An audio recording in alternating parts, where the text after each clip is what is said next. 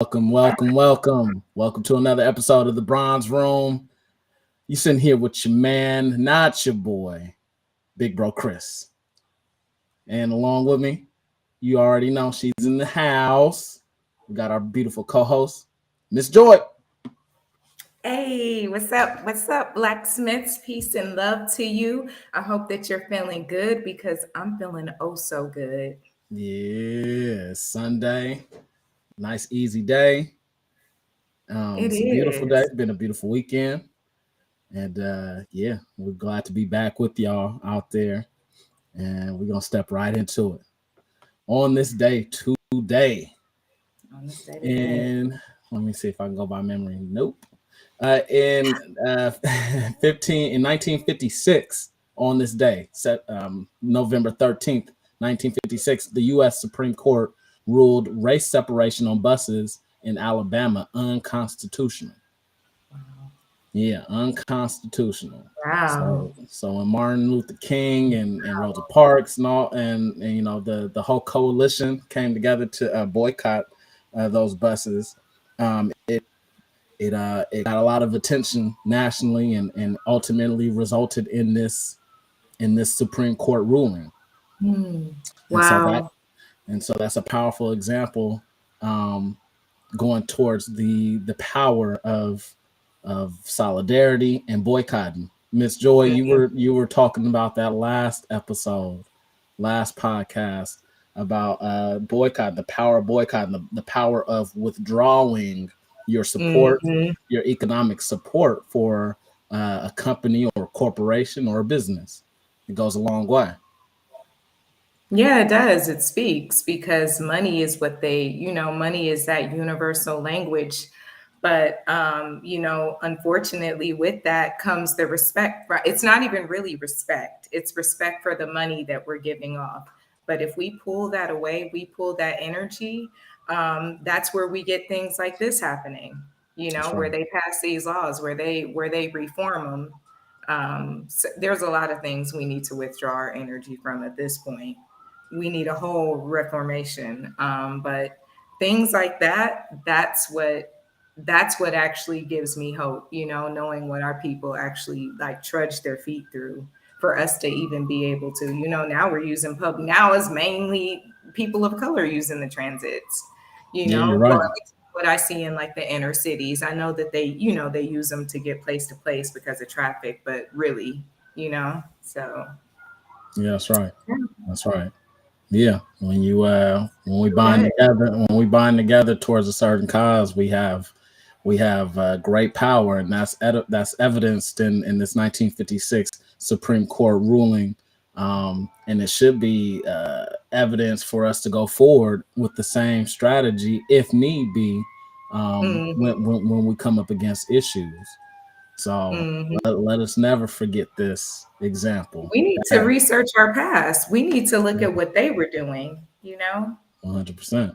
100%. Yeah. It came up with results. So, all we gotta do is look not too far back into the past to see what the Mhm. ancestors was doing to get shit done. So, on this day, we definitely want to pay homage to those efforts in Yes. 1956. Mr. Joy, you also want to shed light on the special day that we're celebrating this weekend? Yeah, I wanted to shed light on Veterans Day, in observance of those who have fought in the wars, who have put themselves on the front line, who have left their families. You know what I'm saying? Some returning, some never returning. A lot of them being men of color. I want to, pay homage and acknowledge them. We had Veterans Day on November 11th.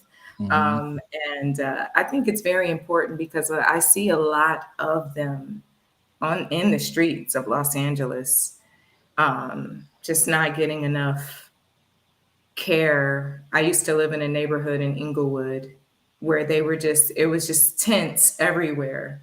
And they're just misplaced veterans who didn't have the proper treatment for mental health, maybe other benefits, not just medically, but other benefits to help them push forward. So, yeah, I wanna pay homage to those people because my ass ain't never joining no military like you said, ever. like you said last episode, you're gonna send Gina on to fight the war. Right, and take, right. Go, and take Gina. It's your birthday. I'll take care of Greg. right. Yeah, but now you're right. You're 100% right about the neglect that we've shown our veterans over the decades. You see a lot of those people on the street right now, and it's like the biggest contradiction ever, um, where we put all this effort and honestly, it's propaganda in getting people Right. to join the service, go and protect our country, and then when you get back over here, um, it's a fucking high five, and then you're on your own, seemingly so. Yeah. Um, Yeah. and so yeah, in order for us, there's so many different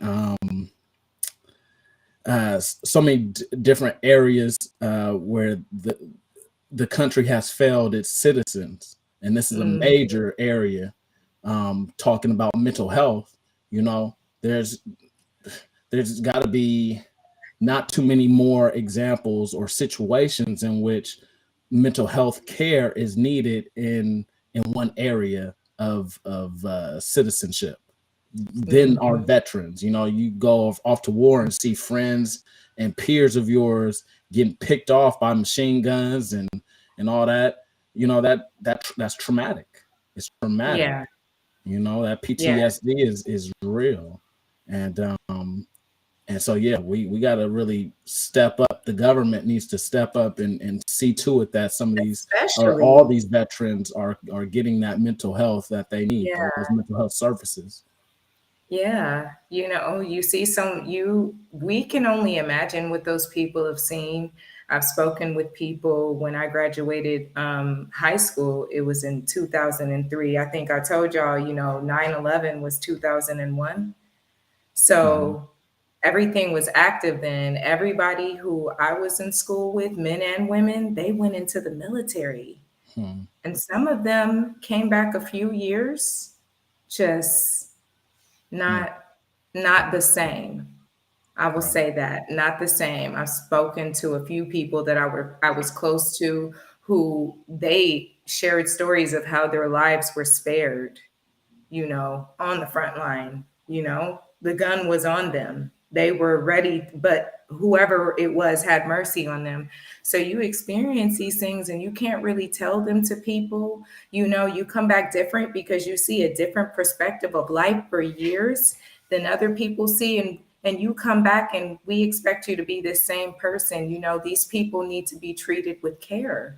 There needs to be a special group, a special society, and especially the government to go and support these people and not just have a national holiday, set Right. Veterans Day. And I know that there are probably private sector people who really care, nonprofit organizations who contribute, but there needs to be more because it's too many homeless veteran people on the street.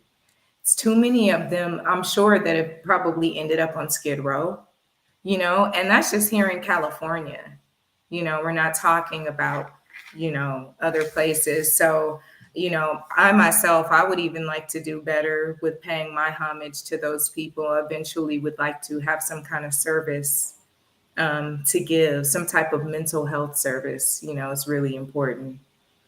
Yeah, I mean, honestly, I would argue that you shouldn't have to, and I don't even think that's a I very know what you mean. hard argument to make. Like, you shouldn't Yeah, have to. I shouldn't have to. No individual should have right, to do more than our government is doing for these veterans. They are, right, you're talking about donating to an outside fund. You've already donated in the form of your taxes. Your taxes are supposed to be right, going towards taking care of these veterans. So again, I right. always pose this question: U.S. government, what are you doing with my money? If it's not going towards helping these people out and all the other allocated services that it's supposed to be going towards, you know what I mean? We shouldn't have to be going towards Totally agree, nonprofit Chris. organizations or digging into our pocket to help these veterans out. What we need to be doing is asking our congressmen and women, what the hell y'all doing with our money? You know? Straight up. in 2014 there was a scandal with the VA. I can't recall what it was, but I think it was a diversion of that money that never made it to where it was supposed to end up. I think, and it was a long time ago. That was what, 8 years I ago. wouldn't So I would doubt have it. to Yeah, Yeah. Obama came under. I remember Obama was receiving a lot of flack for it because it was happening during his administration. But I mean, honestly, and this ain't even trying to cover with him. It don't matter who's in the presidency. The government is going to operate 90% of the time the same. You know, a new president comes in, changes 10% of things here and there, but for the most part, this is not indicative of that administration. It's indicative of the government itself. Yeah. You know? Yeah, exactly. That's why there needs to be a whole reformation, you know? It's not just like one, it's like the whole thing, you know, but that's a whole octopus with 8 fucking legs, and like you gotta cut off each leg. That's a battle right there, you know. But it definitely need, like, things like this. It needs to be brought up more and as often as possible, you know, because they do need that care. So I'm happy to pay homage to our veterans on this day. It's not November 11th; it's November 13th now, but still, on this day today, you know, homage to those men and women. I have some in my family, and like I said, I couldn't do it, but you know, thank you for serving for all of us. Thank you. Right. Yeah. Speaking on Veterans Day, that's going to lead us into our first segment, which is Black veterans. Oh, okay. Hey. Yeah. So, you know, I did some light research. I really wish I could have gone a little deeper back into history, U.S. history, that is. But Black people, we fought in every single war, from the Revolutionary War in 1774, whenever it started, ended in 1776. I know that. But you know, I believe his name was Atticus Finch. I might have that last name wrong, but Atticus, damn, is that the character from To Kill a Mockingbird? I was gonna say it's wait, no. So the brother that I'm thinking about, his name is Crispus Atticus, something like that. Forgive me for that. But he's a historical figure because he was the first man, he was the first casualty in the British U.S. I guess the animosity that was building up in between the two nations, and so his death was actually it was kind of the fuse that was lit that propelled us into the Revolutionary War, I believe. Yeah. So that was a brother. wow. Crispus. Let me, you know what, this is gonna Crispus Atticus. That was it. Crispus Attucks, a multiracial man. So he has some white in him, I suppose, who had escaped slavery, is known as the first American, not first Black American, the first American colonist killed in the American Revolution. They made sure they was like, we ain't gonna tell you what he was. Right. Yeah. Right. So you know that from the very inception of the nation, we have been involved in its wars. I was not able to get any information on the Civil War, but as we all know, people on the South and North were enlisted to fight that war. And you know, they had us in so many wars that didn't even involve us just because they needed the bodies. Well, of course. I mean, honestly, I would argue that most wars are fought like that, regardless of race. You know, if a government needs a war won, they don't care who they have to enlist. That, you know what I mean? It's just you become a number at that point. Yeah, you become a number. We need 30,000 soldiers to, like, I think D-Day, they sent out like, gosh, it was thousands of soldiers, many of whom were killed. I think like 10 seconds within stepping off the boat. Wow. Thousands, you know, because it was bad. All you need to do is watch Saving Private Ryan to get. You know what? I could never get through that movie when I first watched it. I'm gonna try and watch it. It was just too much for me. Yeah, it's a lot. It's a lot. It's, Yeah, especially that scene. That scene is one of the best scenes of war scenes, in my opinion, ever recorded. Um, yeah. but but yeah, I mean, the unfortunate thing about war, which is why I'm so anti-war, uh, Me if too. if you could put me in that category, is because unfortunately, a lot of soldiers that get enlisted are simply used as pawns for the greater good. You know what I mean? Hmm. Like when you're playing chess, you know, LJ, you know this. Those pawns, for the most part, you know, you use as sacrificial pieces just to kind of further your strategy. You know what I mean? And so that's why we do need to pay homage to those veterans, because a lot of them are sacrificed for the greater good of our nation. Um, and you know that those veterans are better than me. I'll tell you that much. You know, Yeah, so we yeah. salute them. But moving on, past the Civil War, and this is where I actually have some numbers and statistics. World War One, when we fought Spain. I'm sorry, I'm tripping over my words so much right now. Blacksmiths, forgive me. World War One, we had 380,000 Black veterans fighting that war, and the cold part about that war was that this was a time in our nation. I think we entered that war in 1917, Mm. possibly 1916, and 1917 was the start. And I might have this wrong too, but I believe between 1917 and 1919, even 1920, was a series of red summers. If you guys are familiar with that, Mhm. where there was an uptick, a huge uptick, an exponential uptick in black lynchings. Um, Wow. yeah.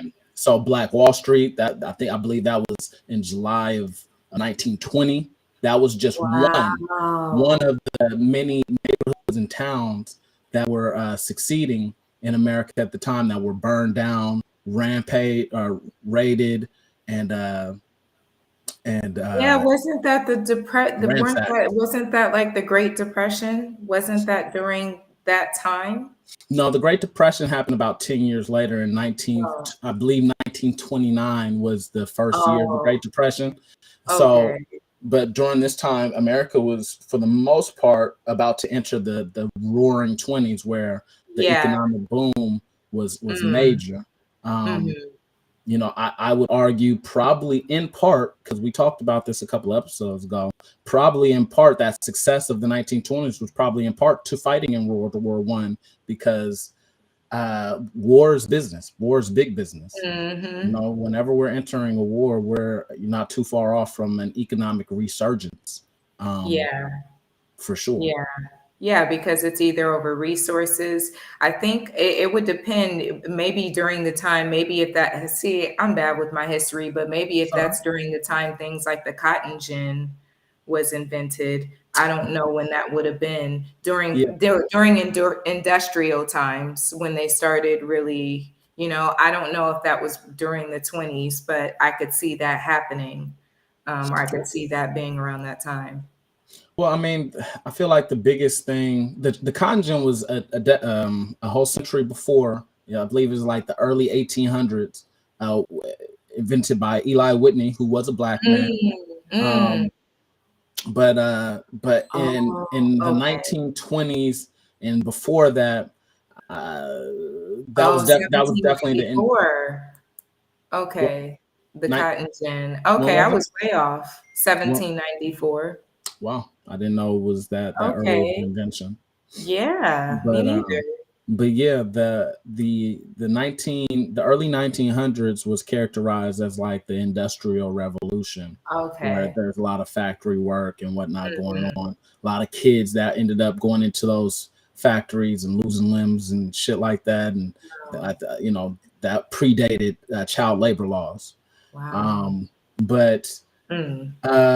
yeah, I'm not sure exactly what in particular set off the red summers Mhm. that would take place, other than just, you know, the perfect storm of white rage and black affluence, Yeah, that's exactly what I was You know, thinking, that just that prosperity, just that watching, that all flourish, yeah, you because know? around this time, you got to remember Madam C.J. Walker, her business was really taking off at that point.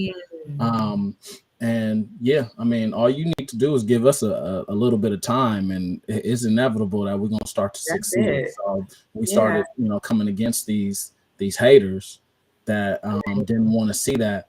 We pretty much, I'm trying to think of some other factoids to throw into the mix there, but yeah, we had to endure that for a few summers in the early 1900s, almost about 100 years ago to this day, that we wow. had to really endure those atrocities, of which we've never been given any type of compensation, recompense, or what have you. But Of course. that's that. Hopefully, we'll see.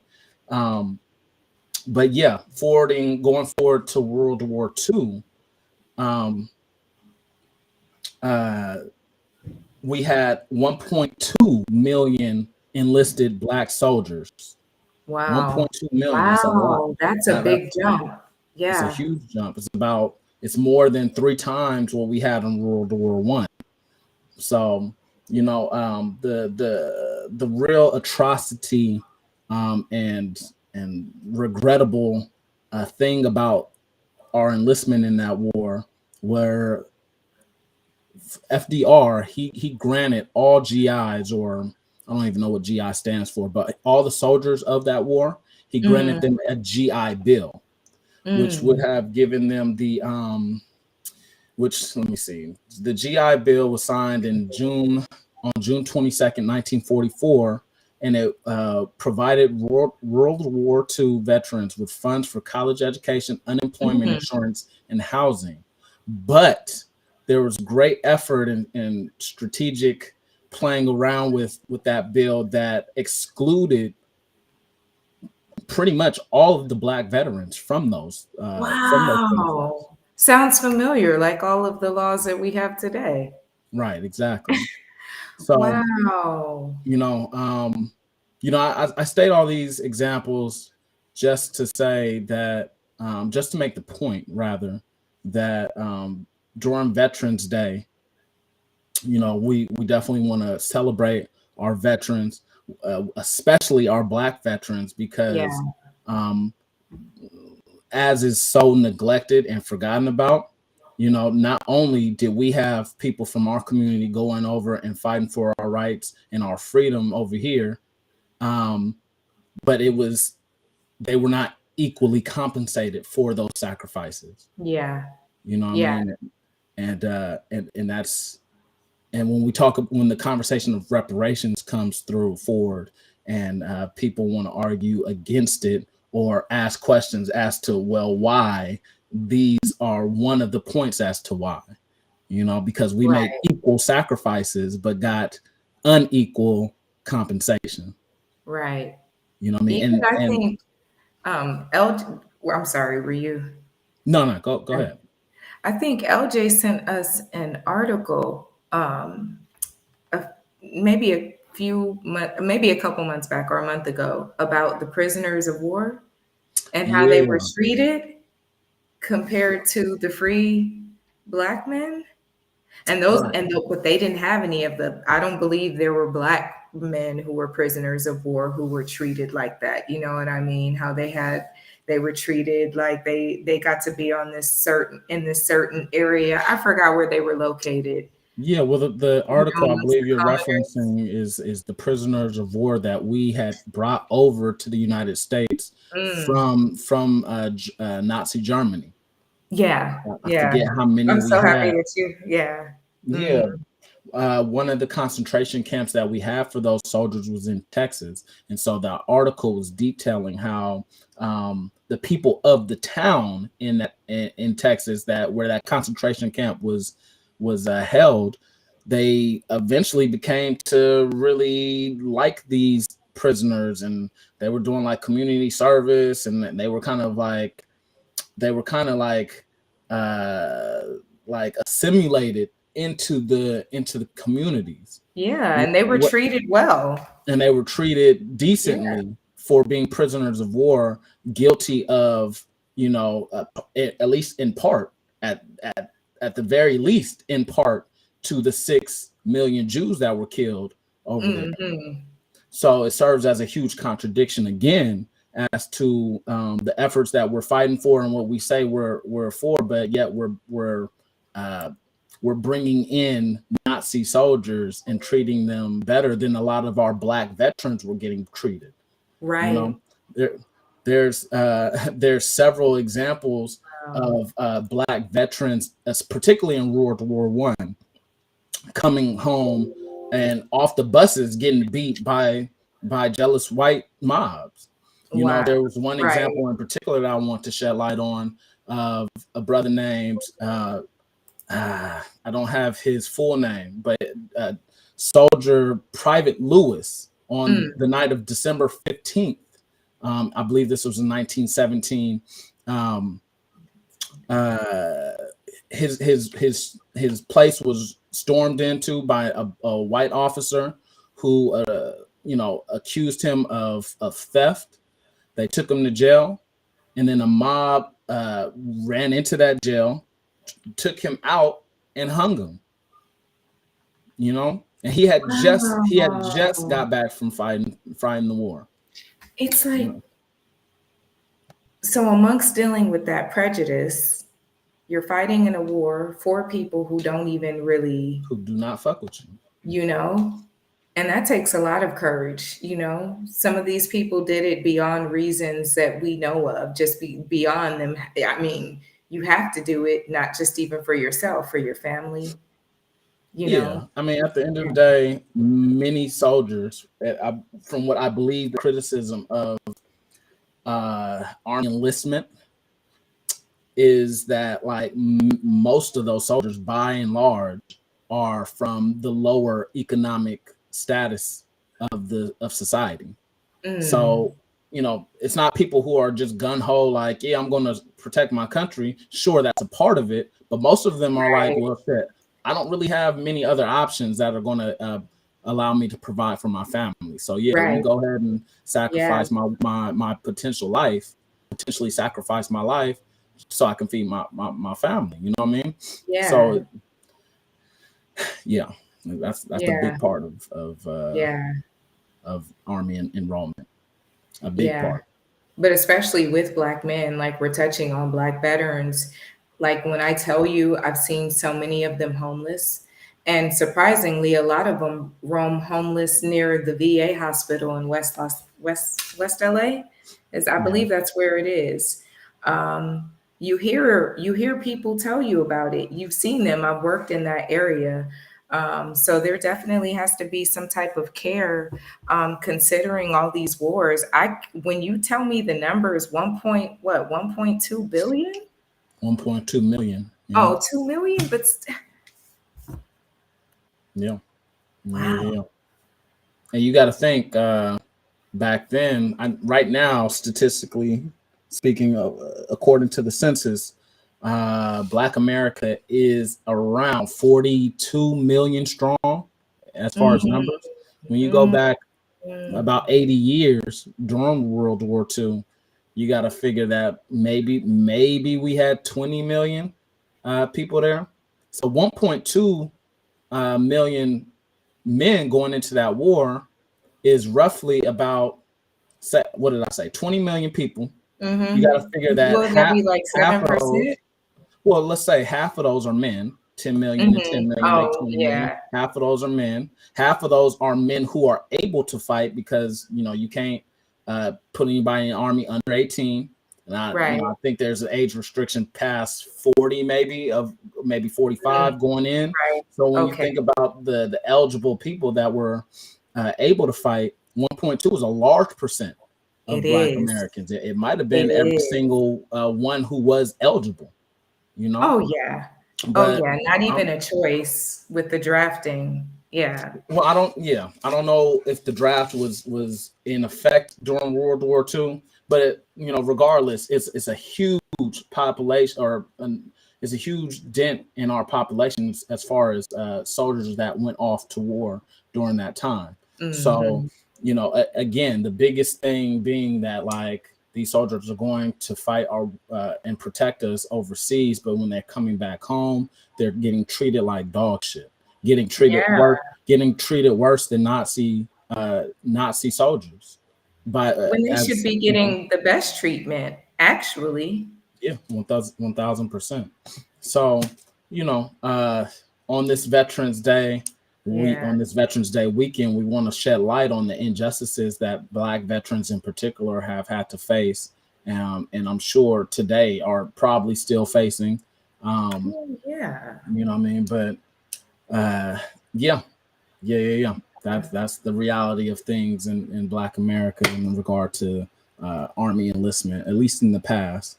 And so, yeah, I believe I had numbers about how many people we have in the Army now, but those numbers are not in front of me right now. So, uh, yeah, they're not in front of me right now. But we definitely serve our part in the U.S. Armed Forces, and hopefully Mhm. going forward in the near future, we can ensure and guarantee that not only veterans in general get what is due to them, but Black soldiers in particular, for sure. Yeah. So we salute y'all. Absolutely. Thank you for your I don't know service. what it means, but we Yeah, salute. you know. Oh, that's what Um, it means, right? Salute. yes, salute. Yep. Yeah, Uh-huh. absolutely. I mean, I um, really mean it. I really couldn't do it.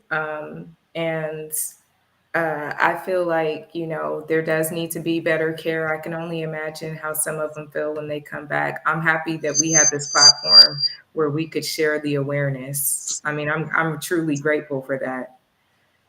100%. Um, I'm sorry, gonna y'all. wait. My laptop is about to die over here, and let me hurry up and try to.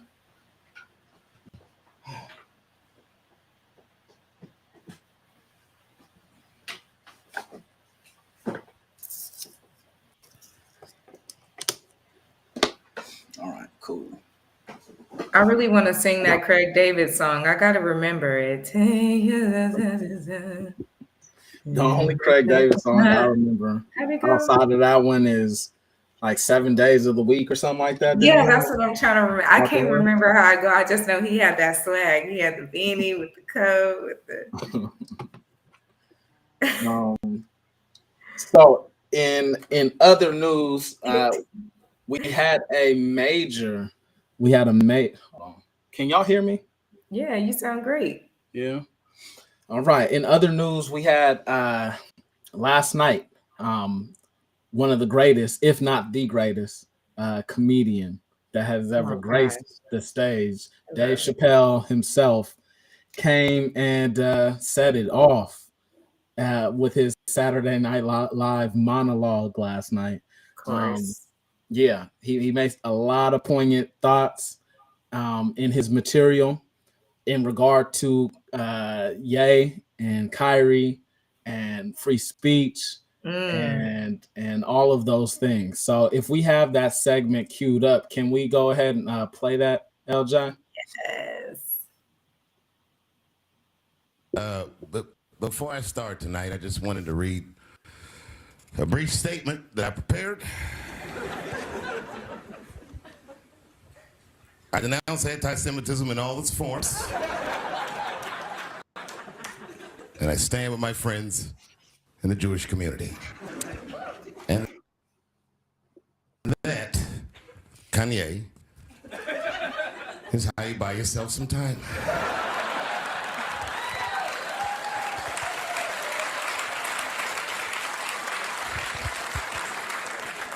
I gotta tell you guys, I've probably been doing this 35 years now. And early in my career, I learned that there are two words in the English language that you should never say together in sequence. And those words are the and juice. I've never heard someone do good after they said that.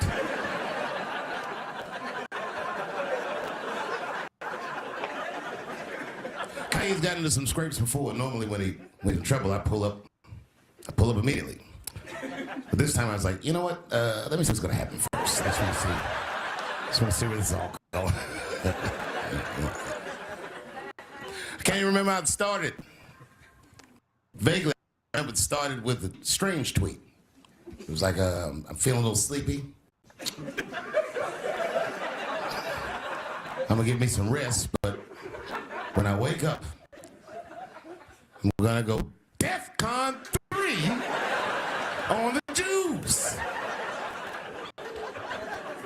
And then he just went to bed. I was up all night worried. What is he gonna do to the Jews?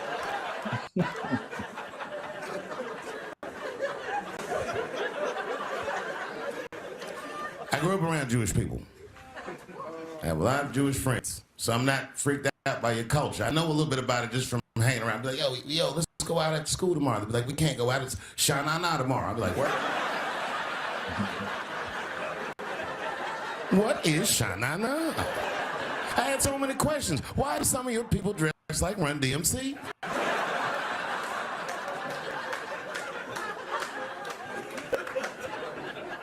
When Kanye woke up from that nap, he went right to work. A year ago, I'd seen him on a podcast called Drink Champs, a great show, and it was an amazing appearance. Noriega and them were there, the rappers that I love, and they all had their gold chains and stuff on. And Kanye said, only millionaires wear chains. They said, what? He said, I'm a billionaire. Billionaires don't wear their money on their body. I tucked my chain and I said, oh, snap.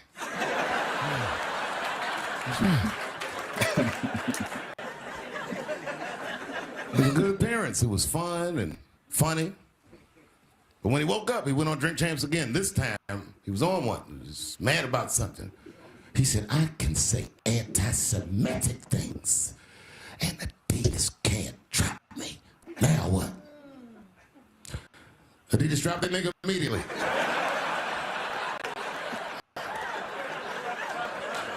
Ironically, Adidas was founded by Nazis, and they were offended. I guess the student had surpassed the teacher.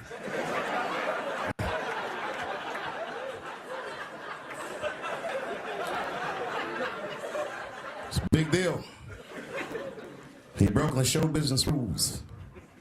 This is a rule, rules of perception. If they're black, then it's gang. If they're Italian, it's a mob. But if they're Jewish, it's a coincidence, and you should never speak about it.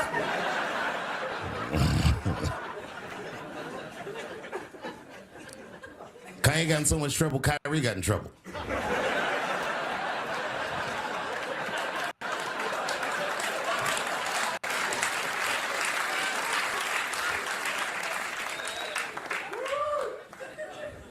Kyrie Irving posted a link to a movie that he had seen on Amazon. No caption on the poster, nothing like that. But apparently this movie had some, anti-Semitic tropes or something. And it was some weird title like From Hebrew, Negro or something. And the NBA told me he should apologize, and he was slow to apologize. And then the list of demands to get back in their good graces got longer and longer. And this is where, I draw the line. I know the Jewish people have been through terrible things all over the world, but you can't blame that on black Americans. You just can't. You know what I mean? Thanks for the one person that said that. A fair punishment would be he should just post a link to Schindler's List and y'all write your own captions.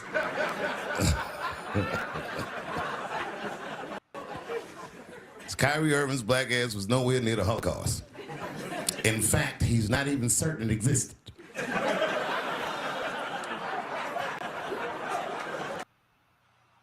Live streaming is great for capturing real-time engagement and generating excitement. Shout out to one of our sponsors at the end of that clip, whoever that was. Stupid. But yeah, like I said, Dave Chappelle is one of the greatest comics that has ever lived. I would probably argue that he is the best comic that has ever lived. Yeah. He's one of the best storytellers. When you watch that monologue or watch Yeah. honestly, any of his specials, you can Any of see them. this man he has a grasp, an expert grasp on storytelling. He's wonderful at it. Yeah. And it's a slow kind of method compared to a lot of comics where it's just punchline after punchline after punchline. Dave sets up a whole story for one big punchline. And I don't know if anybody is touching him in that regard. So, we definitely salute you. Talking about saluting people, we salute you, Dave Chappelle. You're a beast. Yeah. In that monologue, he had some poignant thoughts. In particular, I thought he shed a lot of light on the word of the day must be contradiction, but the contradiction and hypocrisy even of us bastardizing some people, but not others for seemingly the same type of shit, if not worse. Now, when you're talking about Kanye, he was saying some inflammatory shit, you know what I mean? And so he was rightfully or unrightfully, however you feel about it, punished for those things. But meanwhile, we have a multi-billion-dollar corporation in Adidas who was founded by Nazi Germany citizens. I don't know if they were soldiers or not, but they were citizens in Nazi Germany. You know what I mean? So how do we have a multi-billion-dollar company that many of us support with our sales or with our purchases? We support their brands, etc. But they had a significant part. Now that I'm remembering, they had a significant part in providing shoes to the Nazi soldiers in World War II. So we're not going to shed any light on that, or I guess some light has been shed on it, but they're not going to get any punishment, or they haven't been vilified throughout history for how they came to be. You know what I mean? Another contradiction that he didn't necessarily touch on, but he did speak on Kyrie's incident. He's getting a lot of flack for posting a link to an inflammatory book that's out there. But yet Jeff Bezos and the corporation of Amazon has gotten close to little flack about selling that same thing on his website, on his marketplace. So we have one person who's promoting a certain product and gaining nothing from it. But we have another person who's selling that product and profiting off of what people have deemed as inflammatory, what people have deemed as painful, which people have deemed as anti-Semitic. He's literally profiting off of that. Literally, he's making money off of other people's deemed pain. So why aren't the conversation shouldn't solely be falling on Kyrie and Kanye? We have to really attack or really analyze the deeper roots of these situations, and that's not being done. Right. That's how you know that it's fake rage. Exactly. That it's not really rage. There's nothing to actually be upset about. But this is a way to strategically block out the truth. You start throwing stones, you start making up lies. It's just basically making up lies in front of people's faces.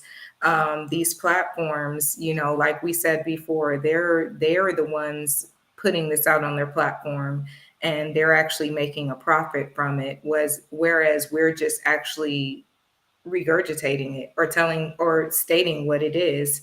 Of course, he didn't do anything wrong, but if we were to flip that and examine what has been done to us, including by those group of people who are supposedly upset and outraged, then we could say that, well, we need all the apologies. This is the list of things that we need for us, because we've definitely been damaged, traumatized, and it hasn't just been a white-black thing. If we really want to talk about it, how we're being basically raped in the industry for our talents now.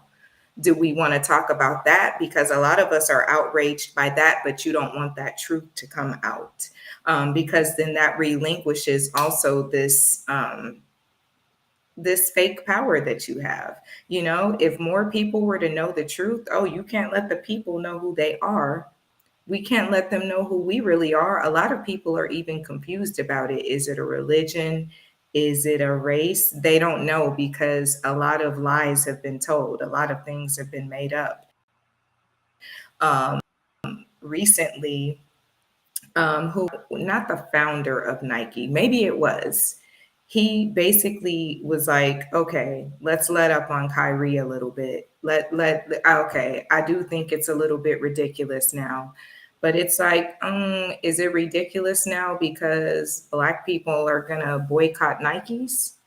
Is that why you don't want to? Because you see now that some of us really are outraged, and we see what it is. We're starting to, well, some of us already have seen you for what you are, but a lot of us are seeing you corporations for what you really are. And so now you see that we're starting to think like, you want us to follow these list of things? Well, maybe we should just move away. Maybe we should do our own thing. We make better shoes than y'all anyway. And do the same thing that y'all can do. Y'all just got bigger factories, but we still do it better. So we're going to start relinquishing our power in those ways, and they're just going to help us do it by showing their colors. It doesn't matter how much you lie. If you are what you are, there's no hiding it. Right. Right. I mean, Phil Knight is the owner of Nike. At least he was the founder of it. So I this is news to me. This is my first time hearing it, but he's starting to kind of regret that decision to yank the contract that he had with Kyrie Irving and the shoe deal. That's interesting. Yeah. And like you said, I mean, if you're in the know and you're aware and you haven't been hiding under a rock, you already know that that's their motive. It's always profit driven. I'm sure the move initially came as a defense strategy in order to protect their brand if Kyrie's name was being dragged through the mud, which it did. But now he's regretting it because he's seeing that, oh shit, the pendulum is about to swing the other way towards me in my sales, because if people boycott, you know what I mean, that sends a powerful message. Because at the end of the day, when you're talking about these corporations in particular, we can't expect and hope and rely on their moral compass to like guide them in their decisions. They don't care about that. If you're somebody that's living under the guise that, oh yeah, these corporations care, and like, because they're posting a rainbow flag on their website, that means that they care about the LGBT community, or because they're posting Black Lives Matter on their Twitter page, that means they care about it. They don't care about your ass. They don't care about your black ass. They don't care about your gay ass. The only reason that they are trying to support you is because you are a number to them. You are a number that they have figured out in their studies and research that, hey, if we support this cause, it'll add this much more money into our pockets. That's it. That's the only reason. It's the number game. And the sooner that you can realize that out there, blacksmiths, the sooner you will be more empowered and enabled to do something that will lead to more freedom. You know what I mean? To more liberation. So, gosh, we see evidence of it every single day, and this is just one more piece to that massive file that we're keeping track of all the grievances, the microaggressions, the blatant signs that they don't give a fuck. This is just one more. This is just one more. You know what I mean? And they really, and I'm like, who do you think you're fooling? Do you think you're fooling yourself? Now all of a sudden y'all want to backtrack. You had this whole list of items that this man had to do, like you're spanking a child. As many people have really pointed it out, a public lynching. Yeah. a modern public day lynching. You are trying to ostracize these men and make it look like these men are just these terrible people. Well, let's show what's going on in our industries. Let's show what's happening to why are these people, why do we have Black people who are in the industry who have made a certain amount of money where they've acquired a certain amount of wealth beyond what the average Black man or Black woman has had, and they're still dying in their 50s and their 40s? Yeah. From supposed heart attacks and gunshots and all that. So let's talk about that, because the corporations that they're working under are ran under the Jews. They're not ran under Black people. Yeah. I mean, and with that, we come into the same issue that Kanye was under duress for, which is by ascribing a certain industry or field as ran by exclusively the Jews, and which is what That's racism. which is what Chappelle was alluding to in his monologue, is you have to chop it up to just a coincidence, or else you might be in some trouble. You know what I mean? And even with that, he said that so well. and even with that being a coincidence, you ain't even supposed to talk about that. So which is another part that I loved about his monologue, which is it touched on it lightly touched on freedom of speech. He didn't really shed light on it in that segment of the monologue, but eventually he goes on to say that as a comedian in particular, he's really fearful and concerned with the future of his industry, of his art form, because it seems like more and more as we go into the future, freedom of speech is becoming less and less of a right, because it can land you in hot water, like we've seen with Kyrie, we've seen with Ye, right. And so it's a tricky subject, because at the same time, while you can say whatever you want, it does not necessarily protect you from how other people might feel about it. And if those people have power, they're going to do something about it. So whether or not they have the right to do something about something that they don't like, that's a whole nother conversation. But it's just crazy that our culture, our people have never gotten to have that type of justice in any form or way. Since I've ever been alive, my years of living, I've never seen a justice for us. Why have we had people who have passed away? I know that all of us hope to one day see some type of justice or reparation for us. Why is it that everybody else gets to have this outrage, but we don't? We can't mourn. We see so many of our people pass away from the man-made diseases created through the food that are put through the inner cities, the killings and the public lynchings, you know what I mean? The torture that some of us have received. I'll have to tell y'all some of my stories, believe it or not, being a light-skinned Black girl. I've had it directly done to me. So it's just like, what about our traumas and all that? So what about the proof in the stories that we show with being harassed in public? You know what I'm saying? By these women who are following other Black women in the stores, and just bothering them just because. What about that? So how do we ignore all of that? Like, everybody gets their outrage, but us. We have to go to work the next day after finding out that a fellow Black person has been shot and killed for reaching in and getting their cell phone, or for just sitting there. How are we supposed to be okay with that? And we have to go to sleep and hurt and wake up the next day and step out into the environment and smile for the sake of everybody else's comfortability. But then coincidentally, it's not okay for us to, even if let's say we did speak up and feel some kind of way and was spewing some kind of hatred, would we not be justified? Haven't others fought wars for this? Haven't they had us included in their wars for these type of things, to stand up for themselves? So what would make it any different? Why can't we, if we were outraged, which we are, why can't we be? Why can't we say those things? You are doing these things to us. Yeah. Every day. Y'all are allowing it on the platforms and it's very obvious. So what's wrong with us saying something about it? What's wrong with us identifying with our heritage or finding out who we are? Why don't you want? The real question is, what's wrong with the video? Not what he said is wrong, because he's not the one who even created it. What y'all need to point it out. Tell us what is in there that is not true. We need a list so that we can know. Why is somebody going to apologize for something and they don't know what they're apologizing for? Yeah.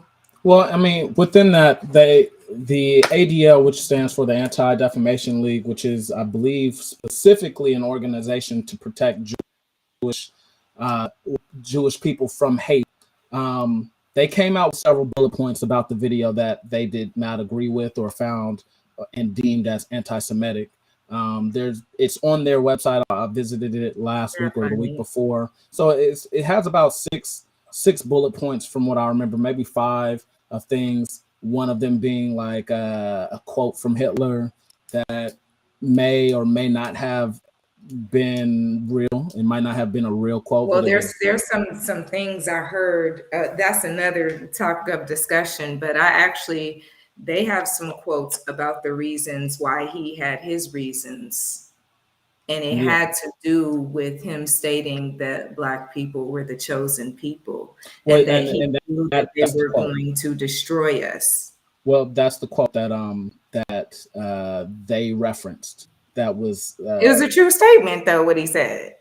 I can't say it was true. Yeah, not according to them. I can't say it was true. Not according to them, and just them, or just the makers of the video having a quote from Hitler that, I guess, makes him a credible source. Is problematic.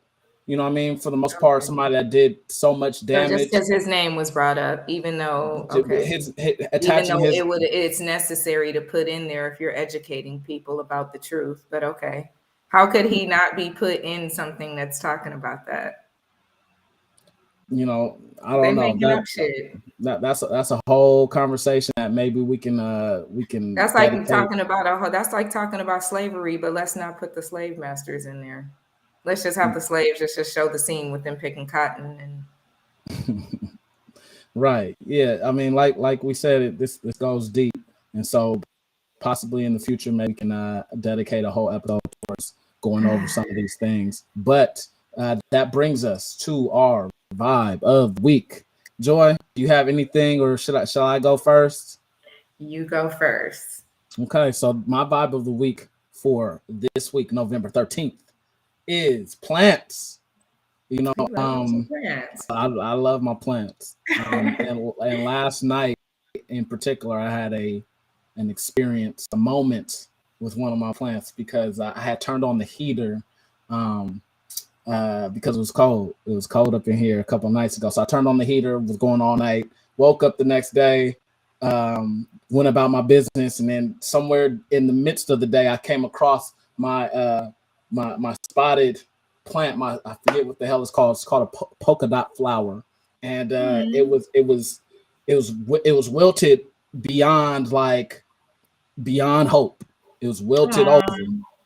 It looked real bad. Like it was bad. I should have took a picture of it, but I was pretty sure I was gonna have to throw it away. It was looking bad. It's already a frail plant, but what I held on to hope. I put some water over it. I took it out the room where it was in, put it by, a cooler place.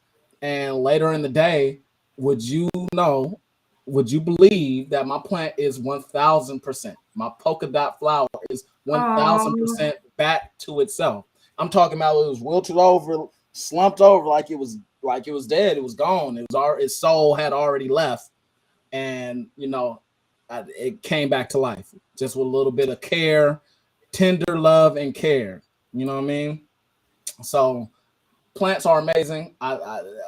This experience that I've had over the past few months of tending to them has really just given me so much feedback in regard to life. You know what I mean? What you pour into a life will show itself. You know what I mean?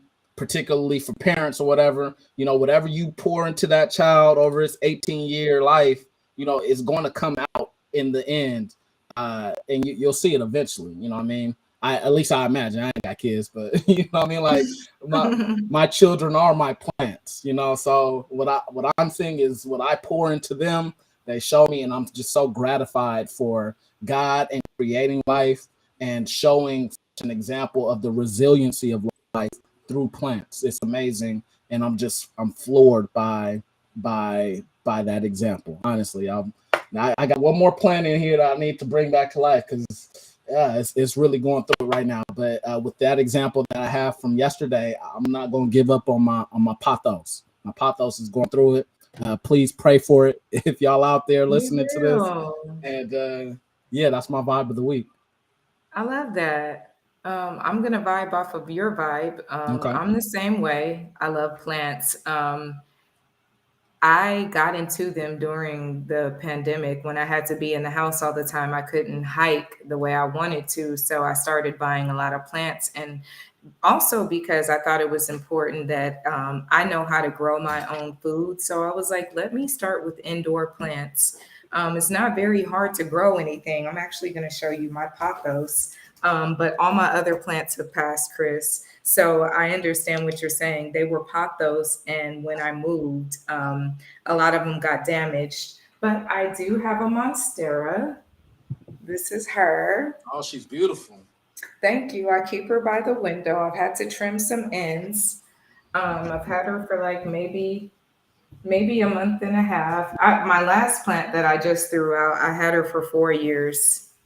But she passed. She was a tree. She didn't pass completely, but plants are like us and we're like plants. Like just like you were saying, I was thinking about what you were saying when you were like, okay, you know, it was like her soul was gone, she was wilted, and you know, I repositioned her, I watered her. Sometimes that's what it takes for us. You know, we have to be gentle with ourselves because we are basically big plants, you know, 100%. and we have to make sure that we plant ourselves in a good foundation, a good soil. But sometimes that's not necessarily the place we need to be planted, and we need to move, get a certain amount of light, water ourselves with certain things. So I feel like that delicacy that we take and put towards plants is the same way with ourselves. So when you were saying that, I'm like, that's one of the things that I love about having plants. You learn about yourself as you're planting the plant. It teaches you so many things, like just beyond virtues, beyond patience, and just, you know, being in the moment and being present, but also knowing that you're going to have trying times. Like people don't know what it took for you to be stout and green, you know what I mean? And with color and fluid and what's the word? Thriving, you know, you're still going to have times, but, you know, putting yourself in a different position and really giving yourself that nourishment that you need. Yeah. So plants is always going to be my vibe. And when I get it situated in here, I'm going to get more. I got a snake plant because they're, oh, how cute. Yeah. This is mine. I talk to plants. Hey, I do too. But yeah, I mean, she was down and out 24 hours ago. And you know, I nursed her back. She getting long out here, you feel me? So yeah, she is. Okay, look at, she got her little hands out. I love when they have their little yeah. It's like they really love the sun, and they like praise the sun. They love it. They really do. They really do. Yeah. So yeah, Chris, teach your fellow brothers how cool it is to plant. And you know, some people they're nervous about getting plants because they don't want to kill them, you know.